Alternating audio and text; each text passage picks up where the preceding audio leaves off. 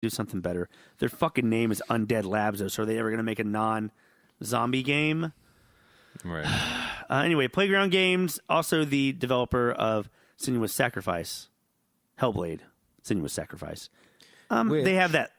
Yeah, which now they also announced would be coming out on Game Pass next month. I'm excited as shit. Been wanting to play that game. Hellblade, by the way. Hellblade, Senua's Sacrifice. Yes. Coming to Game Pass, yes. Yep. And then they also opened the Initiative, Microsoft. That's their own development studio. They opened in Santa Monica. They're recruiting top talent throughout the industry. That should be their next big IP exclusive. But the point is, so they're doubling down as they did at E3 with these acquisitions they've made of these studios. Pretty much they're saying we're going to have all these studios now creating original content for Xbox. So look forward in the future. Right now, the horizon is not so great for Xbox, but hopefully within the next year or two, we'll get some good stuff coming. I think a lot of the companies that they acquired have games coming like within the next couple of years. And so that gives them a steady stream of like new content that will be exclusive. I think one of the biggest announcements was PUBG coming to Game Pass. That's a big deal. PUBG is also recently today announced for PlayStation 4 coming soon. PUBG? Yep. Oh, it's over then. For Xbox. What do you mean? Oh, well, no, because they have it on Game Pass. That's true. No. Also, PUBG PUBG is kind of like, I feel like PUBG is just kind of it's done. It's run its course. Am I wrong about that? Okay, PUBG is literally dead, completely dead. But if it goes free to play, they might have a chance. That was their problem. They never did that. But they didn't have the funds to do that, though. I mean, this is as close as we're going to get to free to play for PUBG. No, you're right. But the thing is, that's what I'm trying to say, is PUBG couldn't do what Fortnite could because Fortnite had Epic behind it. PUBG, right? They already had a lot of money. Yeah. So I get why they never did it, but that's what doomed them in the battle royale industry. Yeah. So I think they should have at some point cut their losses and run it as a normal game. Like you don't have to pump, every penny you have into it. Like nurture the audience you already have. You're not going to beat Fortnite now. Yeah. Also, well, in regards to PUBG and Fortnite, keyboard and mouse support for Xbox One headed to Fortnite. Yep. So that's good. That's a big thing. That's very big. I like how they're kind of combining the PC gaming and console culture a little bit with Xbox. I wonder if they'll ever make the Xbox interface usable with keyboard and mouse, because then it's kind of like and then like maybe even have like some kind of mini operating system that functions somewhat like a PC. And if they can do that, then you basically are selling a gaming PC to console players. Yeah, you're right. I mean, we'll see what happens. I do look forward to seeing what Microsoft has to offer because they're at the place where PlayStation was or Sony was towards the end of the PlayStation 3. They're like, we're starting to pick up some steam. We're doing some things right, but nobody sees it right now. So let's just go out strong in the next generation. I'm hopeful that that's what Microsoft is doing. A couple other things, though, real quick in regards to Game Pass that's coming. Ori 1 and 2. So that would be Ori and the Blind Forest and Ori and the Will of Wisps, which was that just came out this past June, announced at E3, and also came out that same day. So that's kind of cool. Those two games are good platformers, well-rated platformers. Crackdown 3 will be coming to Game Pass, obviously, because all of their, motherfucking shit that's exclusive comes there, which is great. Day one, and you always get to keep playing those games. I like that. They're going to build a solid library. But they gave a release date. Yeah, exactly. What is the release date? February 15th. 2019. So finally have a release date for Crackdown 3. I hope it lives up to its name. Either way, I'm going to be able to play it day one because I'm just going to keep subscribing to Game Pass. I'm not going to buy that game. Yeah. But if it's good, then it's great. A lot of people have been speculating they didn't even think this was going to ever come out. But I think once Terry Crews signed on with them, I feel like they got a little bit of personality out of the game. You're not wrong. I mean, he's perfect mascot / actor for that game. And that franchise. It seems like they're fully embracing like the wackiness that can be associated with Terry Crews and applying that to Crackdown. And Which it always should have been kind of goofy. And it kind of was at times, but not. It took itself seriously when it shouldn't have at times. Right. Like, I felt the personality of this game was a little bit too, like, bland and serious. Maybe and now it seems like fitting now. You know? Yeah, I would say bland more than serious, but definitely kind of bland. And I'm excited. I loved running around building tops, collecting green orbs, and just being able to jump and move higher. It was great. And Crackdown 1. Crackdown 2, they did something different. They still did that, but it was just more the same with stupid fucking mutant monsters. Yeah. They just threw that in for no reason. It's kind of like Fortnite right now with the zombies. I agree. Yeah, the cube monsters. They're a pain in the fucking ass. Well, God. I'm sorry, man. Are they still fucking there? I thought they were only there for Halloween.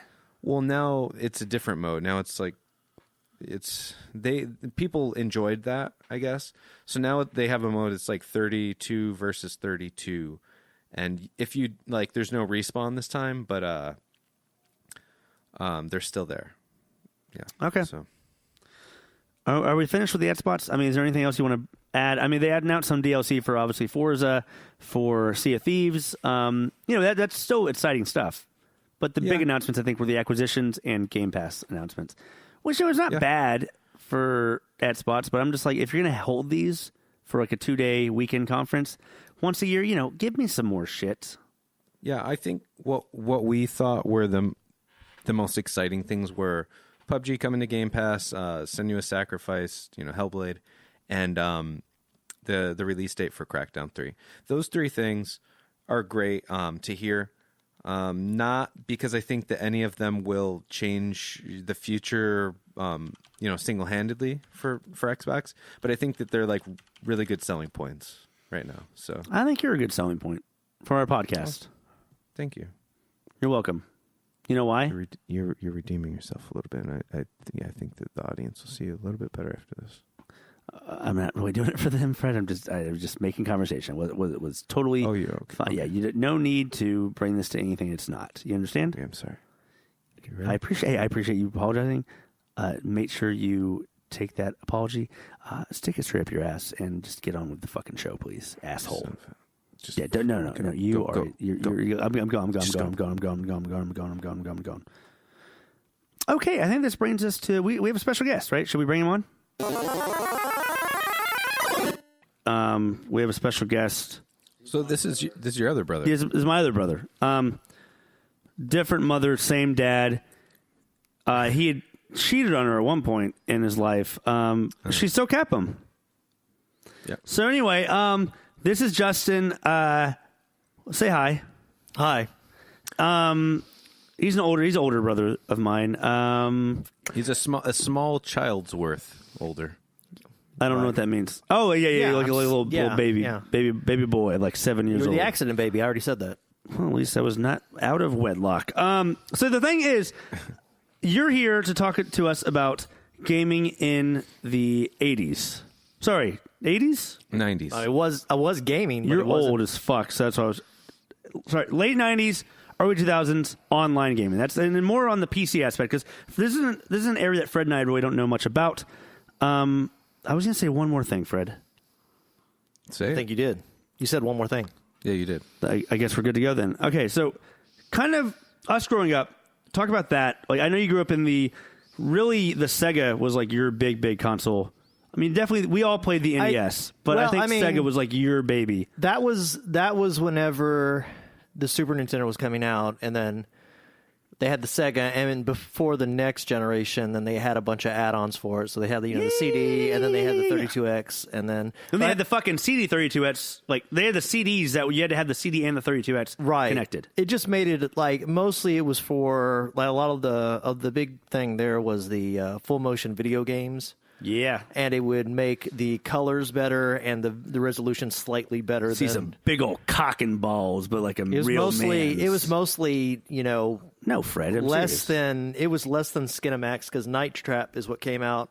And between Night Trap and Mortal Kombat, the first one required the ESRB to be made. Yeah, pretty much. For the millennials, please explain what Skinamax is. Yeah, well, it's the often used slang term for Cinemax whenever it's after hours and they're showing softcore porn. Is that what you're talking Well, about? they're showing skin. That's why it's called Skinemax. Well, that's what I'm saying. They show foreskin like on a nightly basis. It's weird, kids. 90s were a weird I've time. never seen foreskin on that channel, but I don't exactly watch it or have watched it that much. You can't travel back in time. That's why. Okay, so moving from there, what got you into, because PC gaming, there was something going on with the 56K. We never had a 56K until I don't know if we ever had a 56K. Actually, now I think about it, we had 2400 baud. Oh, explain that. We had a 2400 baud, and it's like 0.24K. I guess is what you would say. I mean, it really wasn't even, and even that, it was an old ass computer where you really couldn't play anything online. So it really wasn't much being played online there. Okay. I forgot it all started. Supposed to be like the faster one. Before cable and DSL and everything came out, they had 192K, I think, and even 256K down. It was ISDN, so it wasn't exactly the same, but 28K was kind of the average for a long period of time, and then they had 56K, which was dominant until really, like I said, most people didn't have ISDN, so 56K was the max for dial-up until cable or DSL came in the area. Yeah. And so with that, remember there was like the chat rooms? That was a big thing back in the day? Yeah, that was when we had our 2400 baud modem. Yeah. You had to call a physical number that someone was hosting computers at a house or a specific site, and it would connect other people together. But there was a limited number of lines. You could actually get a busy signal trying to connect to this thing. So there was like a wait list at times for it when there was that Sometimes, many people in the there chat could be room. a wait list, yeah. And here's the thing. Didn't you pay like $10 a month to subscribe to that chat room? I think if you wanted to, because you were limited, they had free, like this specific one, it was made by somebody that lived in a nearby town of ours. I think it was like $7 or $10 a month to have unlimited access versus like, I think it was like a 2 or 4 hours a day you could log on. But Which is crazy. And it was only during certain times, This was before AOL. So this wasn't even, you were connected to the internet. You were connected to somebody's computer that was set up as a chat room. And no, they were on all the time. Okay. Before we get into the actual games, Justin, is there any one single Pokemon that you find sexy that you might have sex with? Oh, yeah. That's a good question. Now, I have to reiterate, I'm not extremely into Pokemon, so therefore I don't have a vast knowledge of all the different ones. Right. However, Jigglypuff is just a round little like fuck, what I call like a fuck vagina. So why not Jigglypuff? Why not? Right. Okay. Right. Yes. There you go, Fred. Okay. Thank you.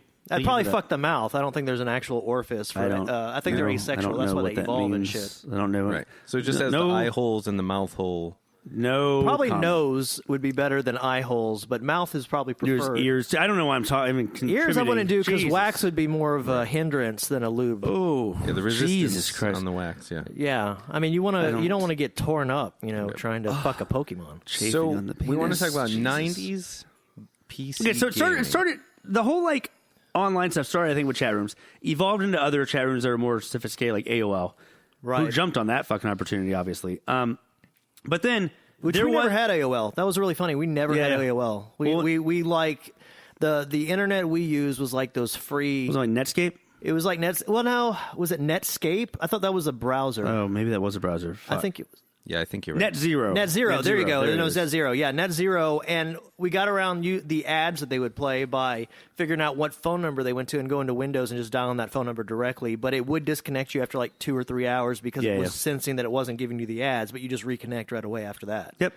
But that's how we used the internet, yeah. God, then there was like Napster and shit. Anyway, so, okay, this is all like... This is before Napster. This is way before Napster, so, I remember there was a part where I was in elementary school. I think I came home, and it was like you had to click commands. But the first online gaming I remember on PC was, like, I think I've ever seen was Mortal Kombat. Like, it was 2. horrible. And you would play with somebody probably even like a state away, but it would be such lag, probably like 30-second lag for anything. If you punched, you'd be lucky if you actually landed it sometimes. Yeah, which is But you insane. had to dial in, like... I mean, I don't know what the fuck you dialed into. It was kind of automated. Now, things you didn't get to see before we even had a computer was I had 2 buddies of mine, and they were twins, and they had a computer, and we played Doom 2 by calling someone's house that we went to school with, and we played Doom 2 Deathmatch against. Like the guy said, "Oh, you fragged me," and we were like, "What the fuck does frag mean?" We Yeah. actually typed in. We were like, "What the fuck is frag?" Because then you could spawn on somebody, right? Yeah, but I mean, he just